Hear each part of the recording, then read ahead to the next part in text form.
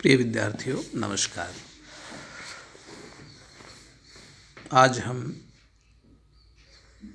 मुंशी प्रेमचंद की पूस की रात की कहानी की समीक्षा के शेष रहे बिंदुओं के आधार पर इस कहानी को समझने का प्रयास करेंगे।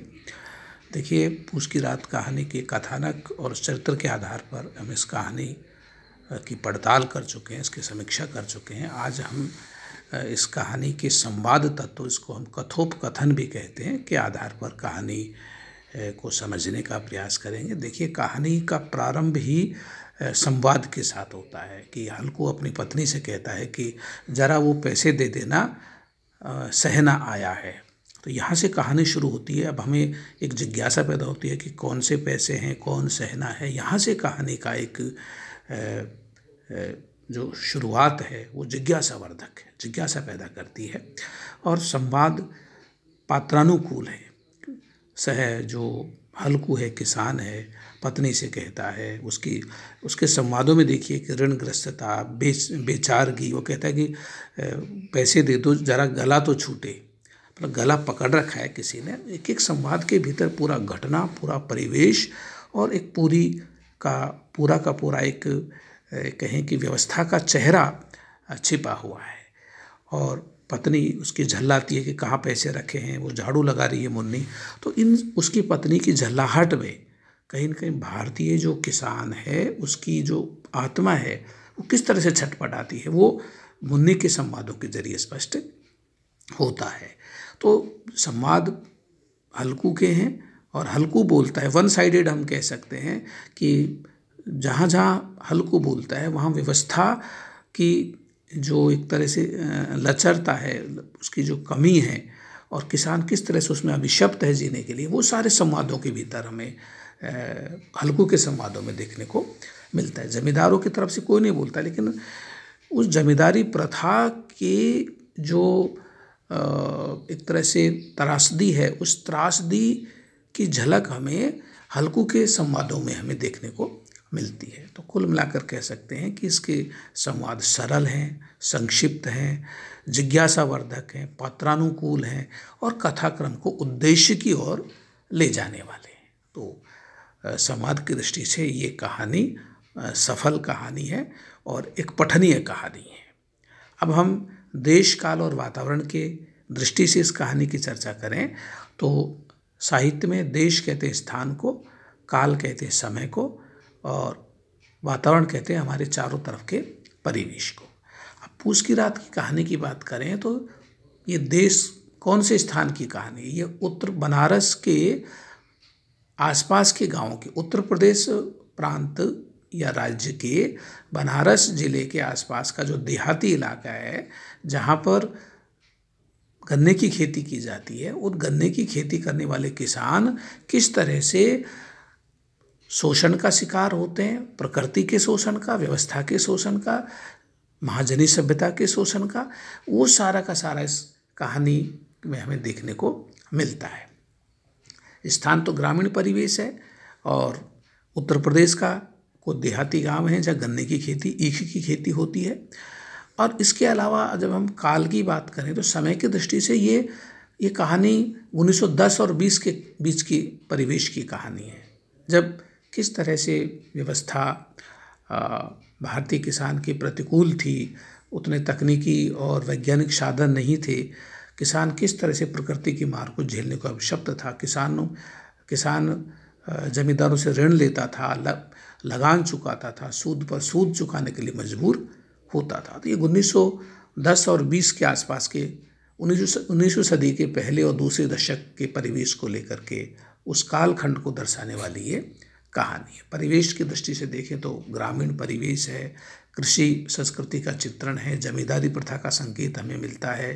किसान किस तरह से पूस की रात में भी छप्पर में रहने को, टूटे छप्पर में रहने को अभिशप्त होता है, वो अपना पालतू कुत्ता रखता है, जंगली जानवर आते हैं। ये पूरा के पूरा एक खेती बाड़ी का परिवेश हमारे सामने उभर करके आता है। किसान किस तरह से अपनी फसल को बचाता है।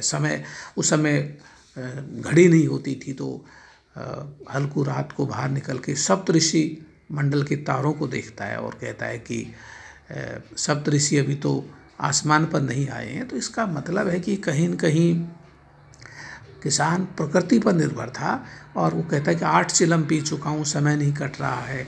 तो ये कहीं न कहीं सर्दी की मार को सहने को अभिशप्त किसान किस तरह से अपने मन बहलाने को लिए चिलम पीता है और फसल बर्बाद होती है और जंगली जानवर फसल को चर जाते हैं। चर चर की आवाज़ की शब्द का प्रयोग प्रेमचंद करते हैं।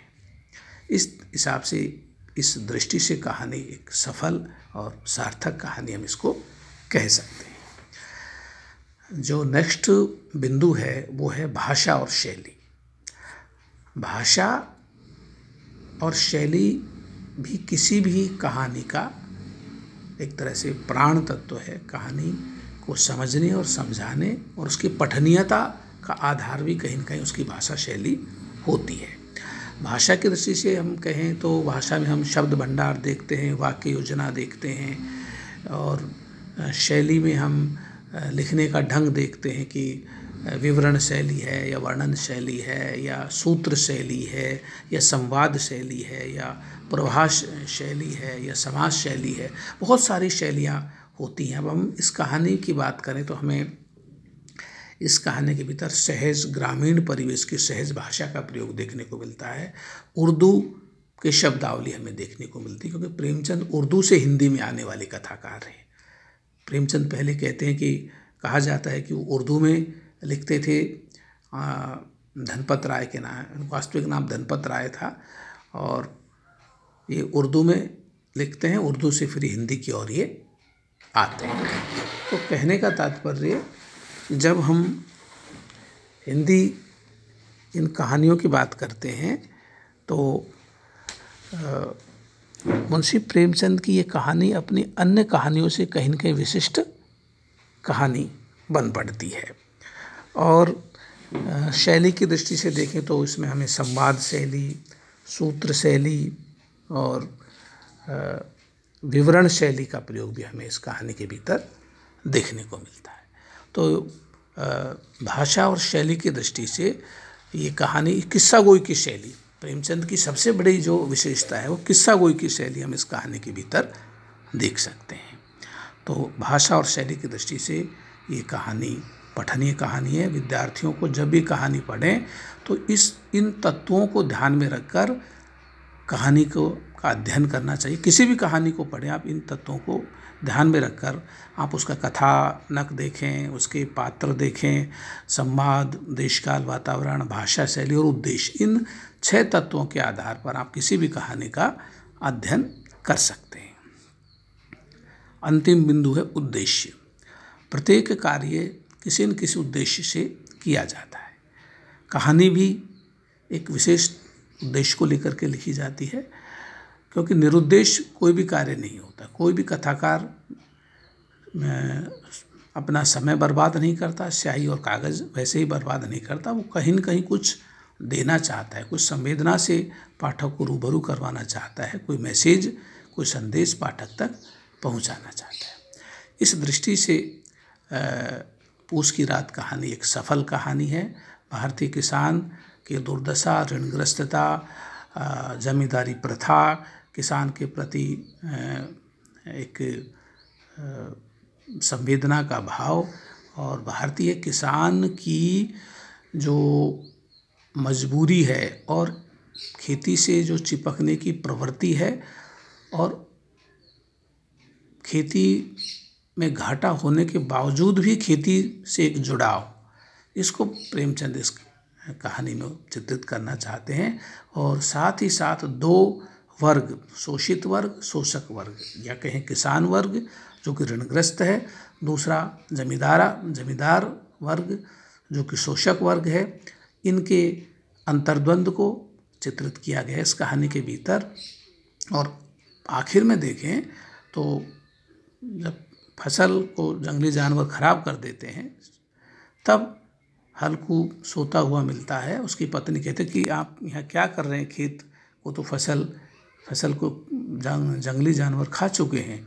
तो वो कहते कि अब खाने दो। वहाँ एक निश्चिंतता का भाव है कि खेती के प्रति उसका मोह अब खत्म हो गया है। वो कहता है कि अब मुझे पूस की रात में यहाँ सर्दी में सोना तो नहीं पड़ेगा। इस तरह से बहुत सारे बिंदु हैं, बहुत सारे संदर्भ हैं। इन 6 बिंदुओं के आधार पर आप किसी भी कहानी को समझने का प्रयास करें, पढ़ने का प्रयास करें, पढ़ें। और इन्हीं तत्वों के आधार पर आज हमने पूस की रात कहानी की चर्चा की। मैं उम्मीद करता हूँ कि निश्चित रूप से ये कहानी की समीक्षा आपके लिए उपयोगी होगी और आपको एक नई दृष्टि मिलेगी।